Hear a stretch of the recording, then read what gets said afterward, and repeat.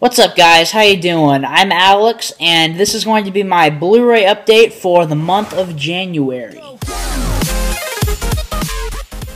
This update, it's kind of a mix. It's kind of a mix between new releases and just random stuff that I got at like used stores and stuff like that. I was actually surprised at like how many new releases I ended up getting. I also got a few things a viewer sent me. So let's just get into it, shall we? The first thing I have here is a great snag. I'm so happy I got this.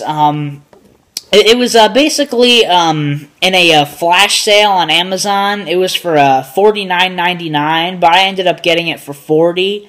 And that was the 2015 Amazon exclusive Seinfeld, the complete series set. Damn, this thing is a beast. Look at that. I checked the day after I got this. The day after the sale went away. And it went up to like 160 something. I was like, damn. I'm going to show you guys what's inside of here. The first thing is the DVD set itself. You know, the same exact set that's been out since like 2007.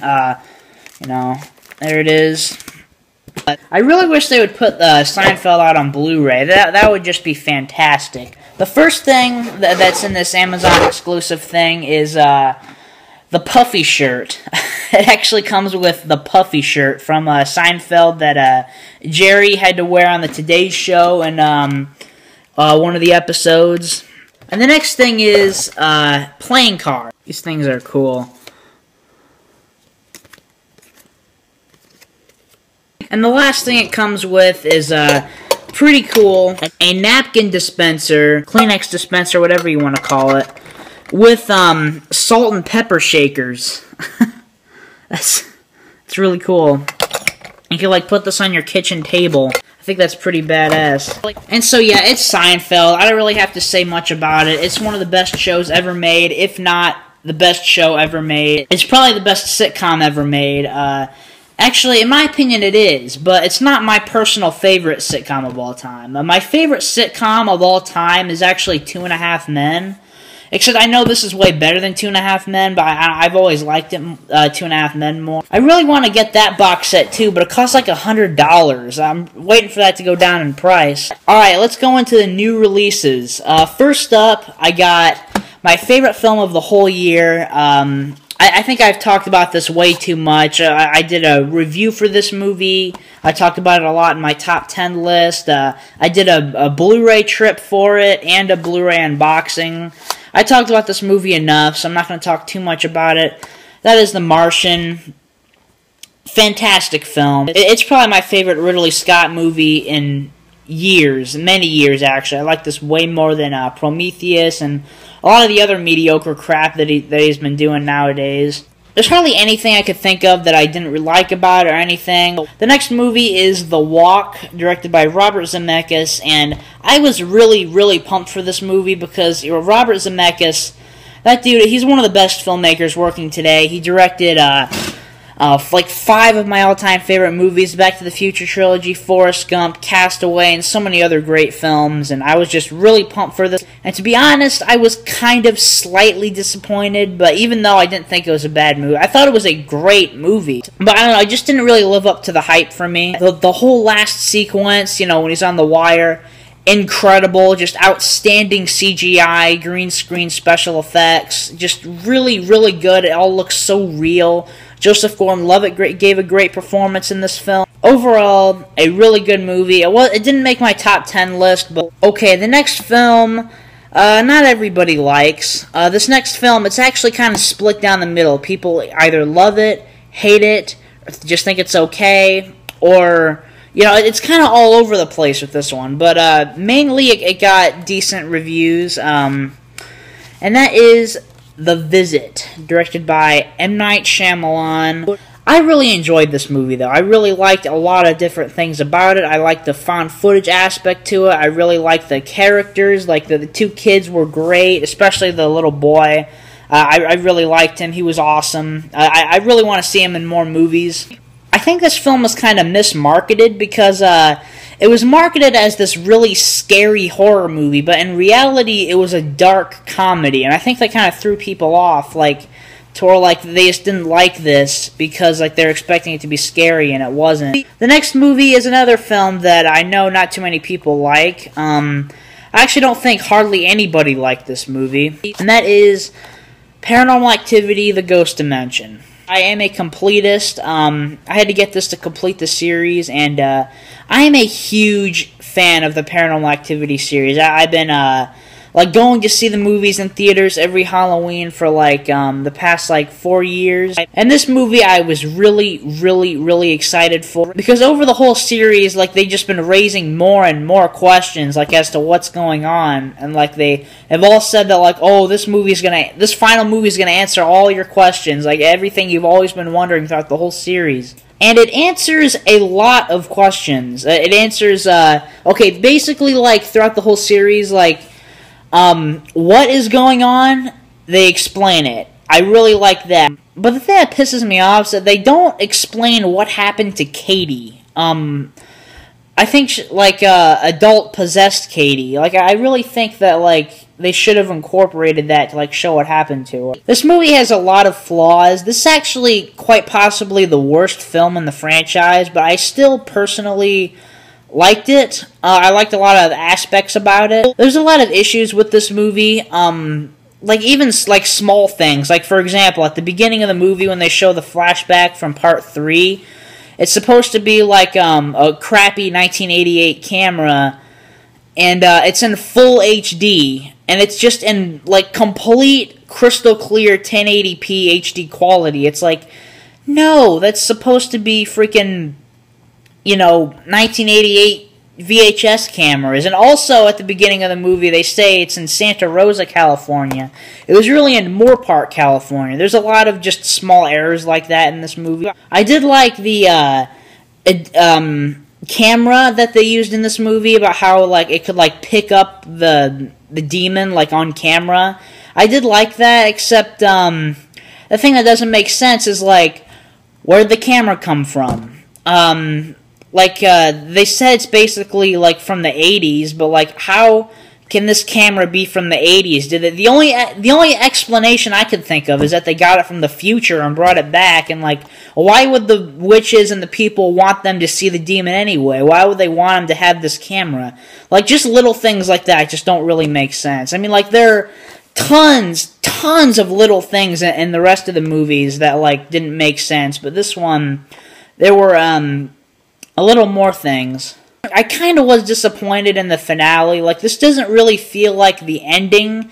This just feels like, you know, second to last in the series, which I really wish there could have been a more satisfying resolution, like, ending to this franchise. This movie didn't really bring much closure, which, if the finale is supposed to bring closure, it did kind of, like, you know, end it, like, this is what's been going on, this is what happened, this is how it ended, and then that's it. I did like that, but, you know, I just wish there was a little bit more, closure. And on this Blu-ray, there is, 3 different cuts. There is the theatrical version, which is like 28 minutes, an hour and 28 minutes. And then there's the unrated version, which is like an hour and 39 minutes. And then there's the unrated version with the alternate ending, which is like an hour and 35 minutes, which, I didn't watch the third cut yet, but I did see the alternate ending, and I don't get it. And again, if you don't like this movie, which I'm pretty sure you don't, that's fine. I completely understand, but for me personally, I really like these movies. I think they're all really pretty cool about how they, like, tie into one another, and, like, how the story is set up, and, you know, the characters, and most of them are pretty entertaining. And also, the thing about this is that, like, throughout the past, throughout all the movies, like, pretty much all the characters are, like, really, you know, entertaining and fun to watch. But in this one, the characters, besides the, you know, aside from the main character, the characters weren't really that good. I mean, they're just kind of cookie-cutter, you you know, horror movie characters, which is kind of disappointing. The next movie I got is Sicario. I got it for $9.99 when I went out with my fucking stupid hick friend Dalton. And so, yeah, I was pretty happy I got this. Pretty much brand new, except it didn't come with a slipcover, which kind of sucks, which I haven't seen this movie yet. Okay, guys, the next few things were actually sent to me by a viewer. Nathan, if you're watching, I'm pretty sure you are, thank you very much for sending these. I was actually talking to him, and he said, "Hey, bro, I want to send you some movies." I said, "Really? What, you want to trade for something?" He goes, "No, man, I just want to send you some stuff." I said, "Well, okay." And so, you know, he sent me a few movies, and so that was really cool and nice of you, man. Thank you, Nathan. I really appreciate it. And if any of you guys want to send me some movies, you know, I'd be more than happy to talk all about them and, you know, give you a shout-out. And the first movie he sent me is the Metal Pack for the Italian Job. I believe this was a Target exclusive, I think, and this is pretty cool. I really like how the cover is, like, embossed. It's, like, really embossed. Like, damn, that's so cool. And there's the back. And then open it up. The disc's upstairs. I'm going to watch it later. I actually haven't watched this yet. I will watch it soon. And the next two movies he sent me are actually Studio Ghibli films. I've never owned a Studio Ghibli film, and I never really was that much into anime, but I'm glad I got these two, because I think I really need to start getting into it. The first one he sent me is My Neighbor Totoro.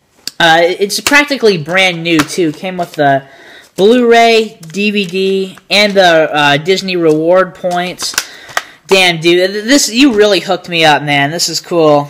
Except it didn't come with a slipcover, but I don't really care. The next one he sent me was Howl's Moving Castle. Again, Studio Ghibli. And this one also, you know, came with Blu-ray, DVD, and the Disney rewards points code thing. And so, yeah, I haven't seen them. I can't really talk much about them. And he also sent me a Funko Pop, one of my favorite movie characters of all time. And that is the Loot Crate exclusive Doc Brown Funko Pop. Damn, this thing is cool. And the last thing he sent me. Dude, I don't know why you sent me this. But, he sent me the HD DVD. I've never owned an HD DVD before of, Norbit.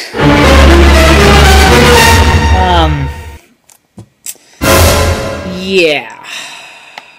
In 20 years, this will probably be worth something, because, you know, a HD DVD is a completely dead format, and, this will probably be worth something someday, like in the next, 20 years or so, I'm gonna keep this. Nathan, thank you so much, man. I really appreciate that you would go out of your way to send me some movies. Thank you so much. The next two movies I got at Best Buy. This first one I got at the in the $7.99 bin, and that is The Princess Bride.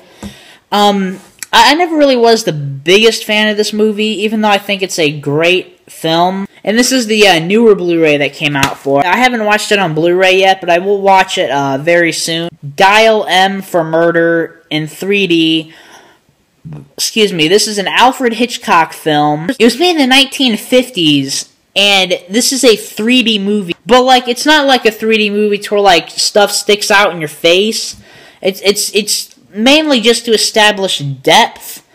And, to be completely honest with you, I really don't understand why this was made in 3D. And this movie is basically about a guy who plots to kill his wife. He has this plan to have this other guy do it, and then things go wrong, and then it goes from there. And that's basically what it is. And I expected this to be a whole different movie, because I heard that 80% of this movie takes place in one room, and I love movies like that take place all in one location, like Buried, Tape, Carnage. The next two movies I got from a used store when I went out with my friend Ben and saw The Revenant. The first one up is Lucy. I got for $6, brand new. To me, it was kind of a guilty pleasure to me. It's one of my biggest guilty pleasures of 2014. I actually haven't seen this since the theaters, and I don't know, I was kind of entertained by it. I don't really know why.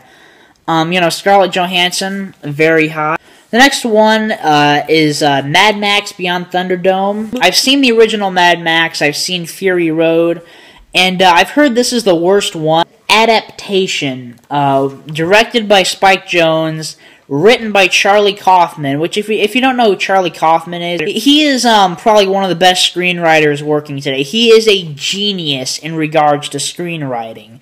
He wrote Being John Malkovich, which is an incredible movie. Wrote this one, Eternal Sunshine of the Spotless Mind. He wrote and directed Schenectady, New York. And also, he wrote and directed the new film Anomalisa, the stop-motion animated movie that I still need to check out. But this is like one of his earlier ones. This was the second film that he wrote, I believe. I've seen this movie once. I didn't really get this movie that much. I get that it was kind of a satire, like on screenwriting and stuff like that. I'm gonna have to give this another try someday. Okay, the next one up I got from Disc Replay, and that is Devil Predestination with Ethan Hawke. I got this at Disc Replay as well for $7.99. And this movie, it's a time travel movie. I thought it was really good. A really damn good sci-fi movie. I don't feel like I got it 100% though. It's basically about Ethan Hawke's character who works for this organization that time travels to prevent catastrophes from happening. And just like a very mind-bending, confusing movie.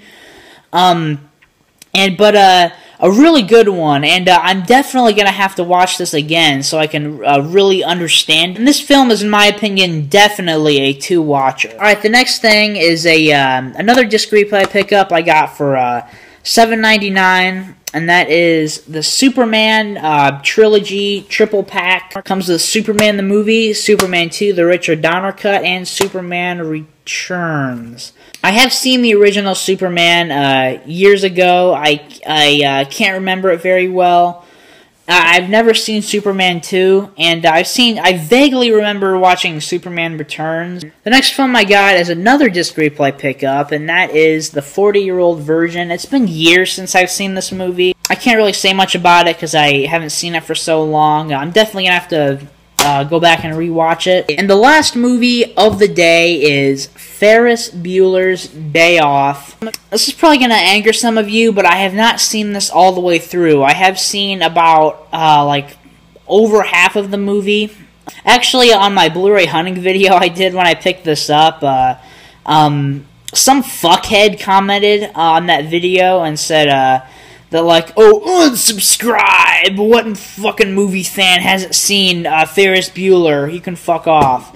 So I said, okay. But, yeah, I will watch this sometime. I've, heard it's a classic. So, yeah. Okay, guys, that's going to be it for my Blu-ray update for the month of January. Thank you so much for checking out this video. I really appreciate it. Tell me your thoughts on some of the movies that I got. And so, yeah, I think that's it. I'll see you guys later.